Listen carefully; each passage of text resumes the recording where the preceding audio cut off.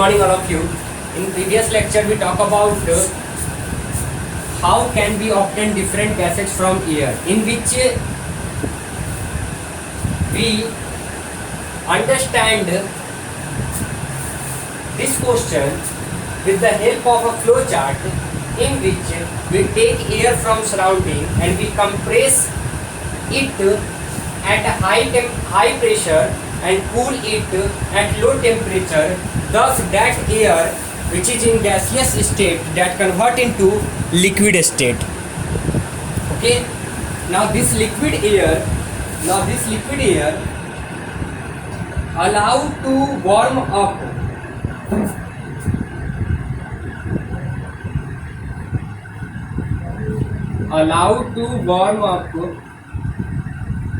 slowly in fractional distillation.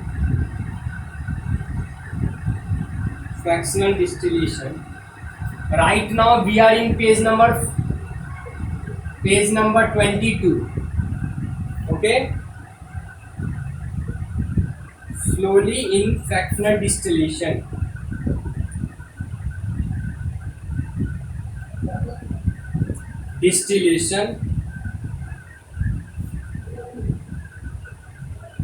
Column. Now then after gases get separated at different height.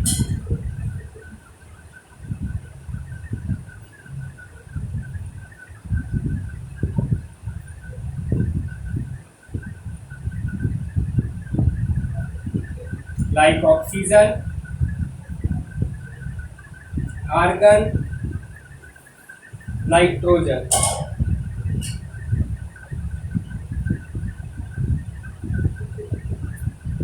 Having boiling point of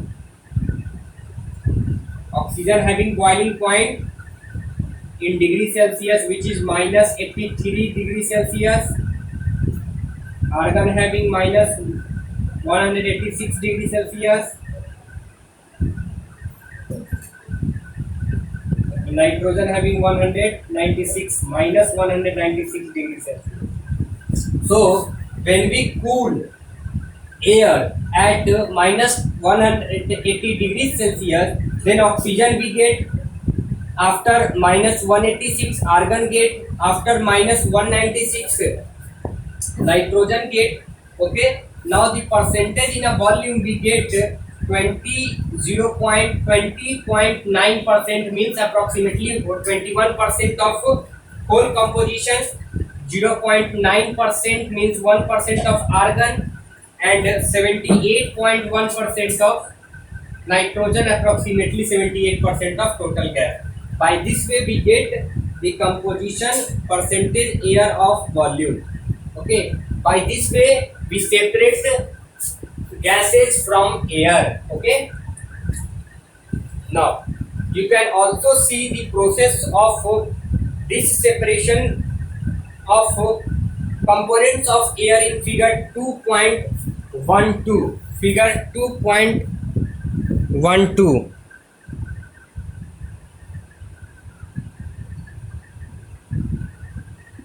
Okay, next question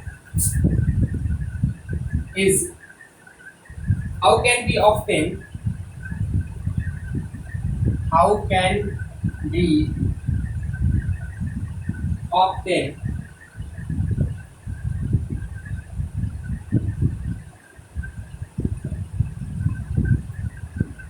sulfate from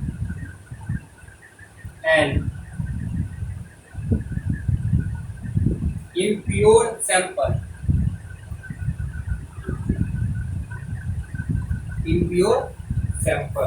Okay, so the crystallization method is used to purify solids. For example, the salt we get from seawater can have many impurities in it. To remove these impurities, the process of crystallization is used. Crystallization is a process that separates a pure solid in the form of its crystal from the solution. And the crystallization is a technique better than the simple evaporation. So because some solid decompose or some like sugar get charge on heat to dryness. That's why we are not going with continuing with evaporation. We are continuing with crystallization. There are also reasons for that. Some impurities may retain dissolve in solution even after filtration. On the evaporation, this contains the solids. That's why we use distillation. So we can say that we can obtain sulfate from impure sample, okay, by the process of crystallization.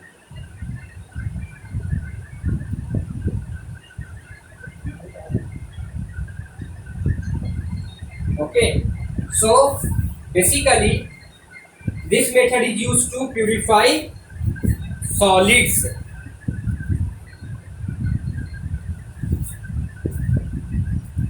If we talk about application of crystallization,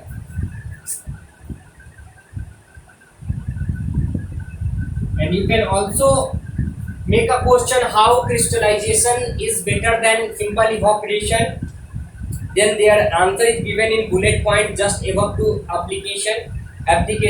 Now the application are purification of salt that we get from seawater and separation of crystal from alum from impure sample. So alum means Pitcairn. So we can write their applications of crystallization first. Application of crystallization is in purification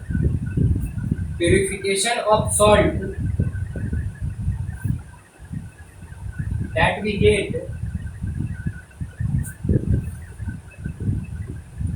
get from seawater.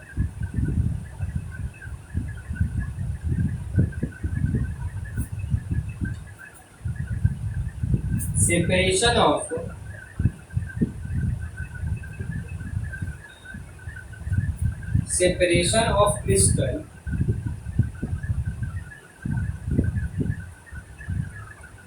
of alum from their impure sample.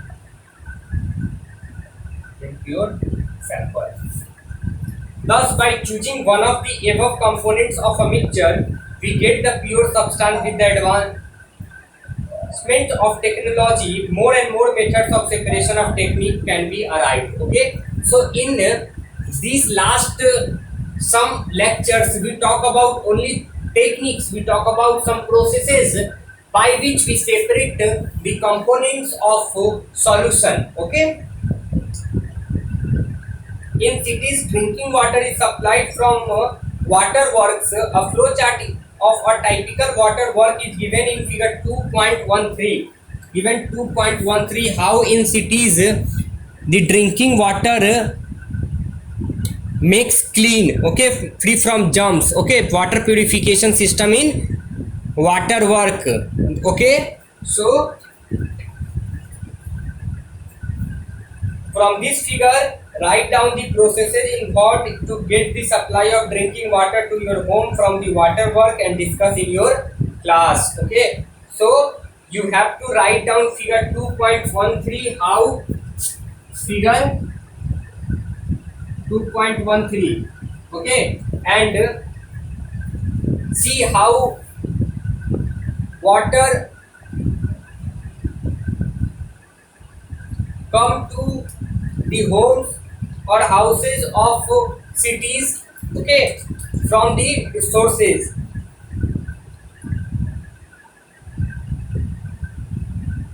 After it, we have next topic, which is physical and chemical changes. We know that those changes which occur naturally are said to be physical change, and those changes which occur by man or after a reaction or after by a experiment, they are said to be chemical changes. Okay, so we already understand about physical changes and chemical changes. In next lecture, we discuss more about physical changes and chemical changes.